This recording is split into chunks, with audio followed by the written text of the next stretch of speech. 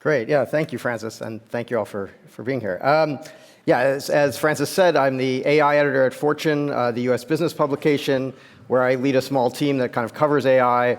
I write one of our weekly newsletters on the subject of AI, and I've written a book called, as Francis said, Mastering AI, a survival guide to our superpowered future, and I'd be remiss if I didn't bring it and hold it up and do a little promotion. This is the US cover, which is very garish. The UK cover is slightly more subdued, but it's out from Simon & Schuster in the US and Bedford Square in the UK.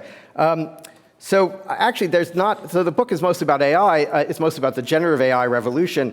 There is not actually that much in the book about embodied AI for reasons that I'll explain in a minute. But I think if I wrote this book again, and this book is, it just came out this summer. I wrote most of it in 2023. If I wrote it again today, there would be a lot more on embodied AI, because I think one of the things we've seen is there's been tremendous progress in just the last 2 years, which was not apparent actually going back to 2022 and the beginning of 2023. It was sort of percolating under the surface. But so a lot of this is actually, what I'm going to tell you is sort of from my role at Fortune, where I do kind of have continually to cover the subject of AI and look a lot at what robotics and other sort of embodied systems are doing. And this is, in journalistic terms, as Francis said, what you would call a curtain raiser. So hopefully I'll just sort of overview a lot of things that I know the experts here in the room will go into greater depth in throughout the next 2 days. There was a big, as a lot of you know in the room, both robotics and AI kind of have these hype cycles. They come in waves. There have been several sort of AI winters over the years. And there was quite a lot of enthusiasm about embodied AI going back to the early 2000s. Everyone remembers the DARPA Grand Challenge in 2005, which created a lot of excitement about self-driving cars. Everyone sort of thought we were going to have self-driving cars very soon, in every city, on every road. And there were all kinds of wild predictions, that this would be ubiquitous technology by 2016, and then sort of kept getting pushed further and further back. And of course, we do have self-driving cars on some roads in some places now, but it's taken a lot longer to get there, and it's not quite a ubiquitous technology yet. And I think what happened to some extent is that that rapid phase of progress, there were bottlenecks. It was a lot harder. There was a lot of focus on driving as the kind of key problem that embodied AI should solve. That may have been a bad choice, because driving is, as we've discovered, a very difficult problem to solve. And at the same time, other forms of disembodied AI were making even more rapid progress. So I think what happened was in 2016, you had a lot of excitement about what DeepMind was doing with Go, with reinforcement learning in essentially kind of simulated environments, computer game environments, and other kinds of simulations that are not embodied. And then in 2017, you had the Attention is All You Need paper that introduced the transformer, and then tremendous excitement about what transformers were doing for language understanding and all the progress we've seen since then. And that sort of eclipsed, I think, what was happening very much under the surface with embodied AI, which continued to make progress. It just seemed much more pedestrian in terms of its pace compared to what was happening with language understanding, NLP, large language models, and these sort of transformer-based approaches. And that only kind of continued with ChatGPT, of course, a tremendous amount of attention around generative AI over the last 2 years. But I think embodied AI is about to kind of catch up. And one of the reasons is that we're seeing a change in approaches to embodied AI. Earlier approaches to embodied AI were largely based on coupling many small AI models together, maybe with some kind of rule-based decision engine, or you'd have a sort of policy model that made decisions that was often trained through reinforcement learning in a simulated environment. But you essentially were coupling kind of perception level stuff that was coming from simpler kind of computer vision models very often, would identify certain features in a field of vision. You would have mapping software and a kind of mapping engine. All this would kind of be fed to a central decision-making kind of policy model, and the policy model would then make a decision. This was kind of the way people were doing embodied AI going back, even 10 years ago. What's changed now is that people are starting to look much more at creating a single model that can contain both the perception of the world and also make decisions in the world. And so you have this idea of kind of world models, and there's a lot of interesting work taking place on the idea of world models, which is be a single large model from which a system can learn both kind of the perception of the world and how to make decisions in that world. And I know we have someone here from Wave speaking later, and they've built a world model called Gaia that's very interesting. Fei-Fei Li, who, the godmother of AI, who was behind the big ImageNet benchmark, huge name in AI, has just created a company called World Labs, which is also dedicated to the idea of creating these kind of world models that have 3D understanding. And now we're seeing people take that idea of creating a single large foundation model, I should say, the idea of one model that can do everything and that kind of works across tasks out of the box, which is much more general purpose.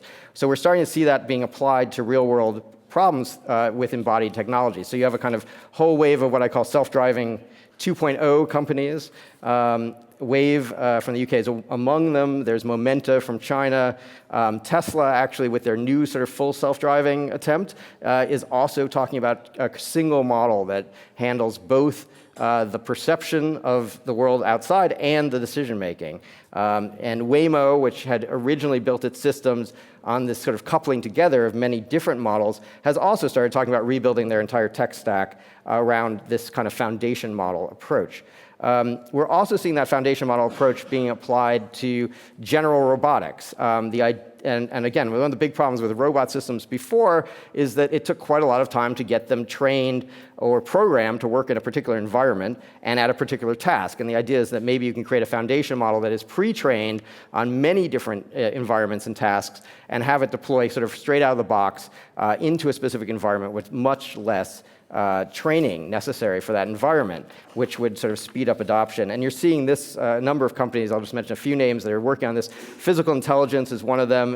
Juan showed a bit of their demo, and they've just come out with a foundation model that claims it can take data, can sort of work across 8 different robot types on a whole variety of different tasks. Again, the idea is straight out of the box with no additional training and no, or not much training for the particular environment in which it has to work. There's a company called Syriac out of the UK, which is working on something similar. Amazon bought a team from a robotics company called Covariant, hired them. They were also working on this same idea of a kind of general purpose foundation model for robotics. And I think, there's a talk later, I know Dario's giving on, why haven't we seen the sort of robot GPT moment? I don't know what he's going to tell us about why he thinks that is, but I think we're close. I mean, there are a lot of people who say we're getting there, or we're about to see the robot GPT moment with these kind of foundation models, that you will have a system that may actually work in many different environments, across robot types, across tasks, without additional training after a pre-training phase. So that's sort of exciting, and that's one of the things that's happening. The other area where there's quite a lot of innovation is in the whole area of drones, autonomous drones of all kinds, in the air, on the ground, on the sea, and under the sea. And these drones are operating with increasing levels of autonomy. We've had drones for a long time, but they were usually operated remotely by a human, and maybe they had some autonomy. You could have them go directly to a particular location using GPS, do some task at that location, but now you're having drones that can make much more sort of decision-making on the fly without the human operator. And as is often the case, unfortunately, warfare is sort of one of the main proving grounds of technology. And people often say that necessity is the mother of invention, but war is really the mother of invention. And so you're seeing really big advances in drones, both in Ukraine and what's happening there, where you've had the Ukrainians have deployed what they say are fully autonomous drones to strike Russian forces in what is probably a first. And both sides have used very sophisticated loitering munitions, which can kind of go to an area, hover around, identify the target to strike, and strike it, all without a human. You also have the use of fairly sophisticated drones in Gaza and Lebanon by Israel, although Israel's claimed that there's always a human in the loop in those systems, so that the final strike authority is never resting solely with the autonomous system. But clearly the systems are getting to the point where they could have the autonomy, if we were to grant it to them, to conduct strikes autonomously. But there are lots of commercial applications for this technology, even if this is being pushed forward in part due to military necessity. And I should have said that one of the reasons is really driving this is very sophisticated electronic jamming. So you no longer can rely on a GPS signal in many of these places. So you really need something that can work without having the human operator, because you won't have that signal, and you won't have the GPS signal to even know where you are. So you're going to have to navigate based on landmarks. You're going to have to actually have much more internal guidance and internal decision-making capability on the drone itself. But commercial applications for this are numerous, particularly actually a lot of the undersea drones. It's very interesting work going on. People using them to find shipwrecks to potentially explore. Oil and mining companies are looking at exploiting various underwater assets. And again, these autonomous underwater drones are making great progress in that area.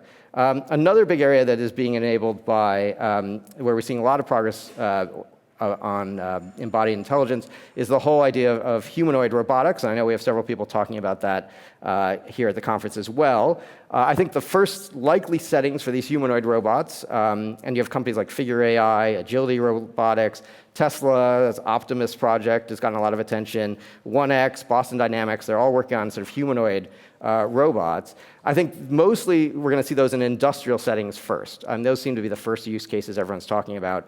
But household robots may be coming at some point after that. I know there was some interesting discussion last night at dinner about how soon, if ever, we're going to see household robots and some of the real-world impediments to putting a robot in people's houses. But definitely there are a lot of companies working on humanoid robots where I think the end goal, I mean, if you talk to Elon Musk at Tesla, his Optimus project would be, although he talks about industrial use cases first, he has this end goal of he wants this in people's houses. He wants us all to have a personal robot, and maybe that future is on its way.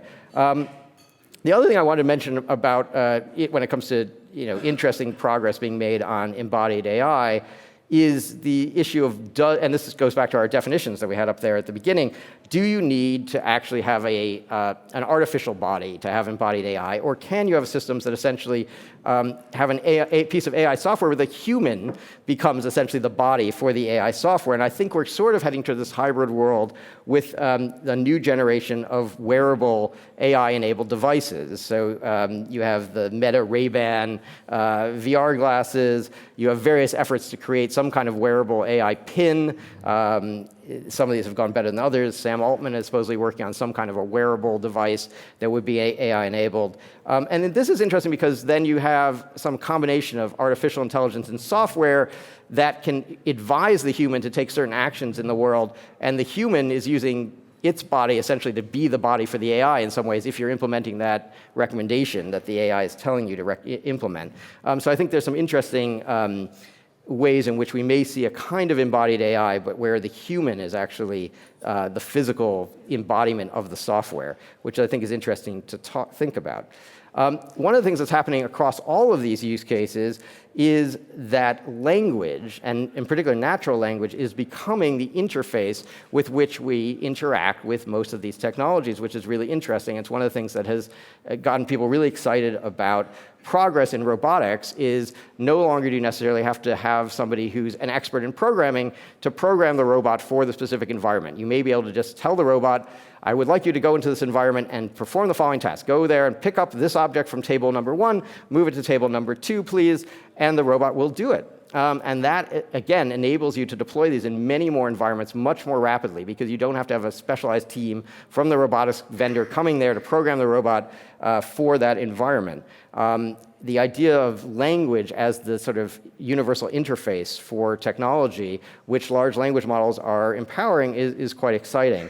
And maybe in the future we're going to see even a move beyond language. Again, there's talk about various kinds of brain-computer interfaces. Right now, these are sounds very science fiction, but there is a lot of progress being made on sort of non-invasive brain-computer interfaces where you might wear just a headband, and certain thoughts might be able to be translated into an action on the part of some embodied robot or device.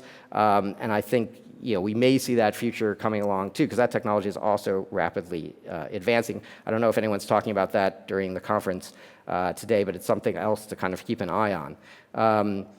Now, while most of the embodied efforts are taking or sort of taking the approach for looking at human intelligence, there are a number of teams that have also trying to take inspiration for sort of animal intelligence in building various AI systems. This is sort of so-called bio-inspired AI. There's a company called Opterin Technologies that's spun out of the University of Sheffield, for instance, that took a system that they say was inspired by honeybees and used it to deploy on drones. It is not a neural network-based system. It uses another kind of AI technology, but it is much lighter footprint. You can have it on edge devices. It's not a huge model. It doesn't have to have continual signal to connect you to the cloud. So it again, works well for drones and devices that might have to operate in parts of the world where radio signals might be interrupted or GPS might not be available. There's also a lot of approaches looking at real-time learning. How do you kind of learn on the fly? How do you have systems that will learn continuously in the environment so you don't have to constantly go back and retrain them? So those are all kind of exciting trends that we're seeing in embodied AI that I think we're going to hear a little bit about over the course of the next 2 days. Another sort of big thought to kind of leave you with, there's a big debate about whether embodiment, how necessary embodiment is, particularly if our goal is to achieve what's called artificial general intelligence, an AI system that is as capable at most cognitive skills as a human. To achieve that, or to even go beyond it, some people talk about trying to achieve superintelligence, which would be AI systems that are more capable sort of than all humanity collectively. The question is, how necessary is embodiment to achieving these goals? There are certainly people out there who, a number of prominent AI scientists who think embodiment is absolutely necessary, that you cannot actually understand common sense reasoning, physics. You can't have you can't have models that actually understand these things unless they are embodied. Demis Hassabis at Google DeepMind is one of the people who's long held this belief. And it's very interesting, if you look at the top AI labs, a lot of the labs that had abandoned robotics programs at some point over the last decade are now restarting them, which I think is interesting. So you have OpenAI, which had done some interesting work early on robotics, then gave up on robotics for about 5 years. They've now restarted their robotics program. NVIDIA has started a major robotics effort. They always had some level of involvement with robotics, but they seem to be making a big push there. And this may be because people sort of think that, first of all, that embodied AI is coming along very strongly, but also the idea that embodied AI may be necessary to get to AGI. There are some people who even think that embodiment itself will inherently lead to AGI. The idea that once you have an embodied system with a certain level of intelligence acting in the world, perhaps it will develop all these bits of sort of consciousness being one element perhaps, but even less just sort of common sense understanding, reasoning, planning, a lot of the things that our current systems are not that good at. There's some sense that, well, maybe if we give them embodiment, they will naturally learn these things. I think the evidence on that is less clear. I think so far it seems to be the evidence is saying that embodiment may be necessary to achieve AGI, but sort of insufficient, that it is not automatically result in conceptual understanding. I think some people thought if you could marry, for instance, language models with visual understanding and just sort of have these like multimodal models, which we already have now coming out, it's not clear the multimodal models actually have any more robust conceptual understanding really than the language models themselves that were simply single modality had. So I think the idea that some kind of multimodality, including perhaps a modality of existing in the physical world, naturally brings about some kind of more robust conceptual understanding or something closer to AGI is probably not the case, but we'll see. And there are certainly people out there who think that that's the case. So with that, I think that's a kind of scene setter for the next 2 days. I'm happy to take any questions from folks in the room, but we have lots of distinguished experts to hear from, so I'm happy to get on to other folks too.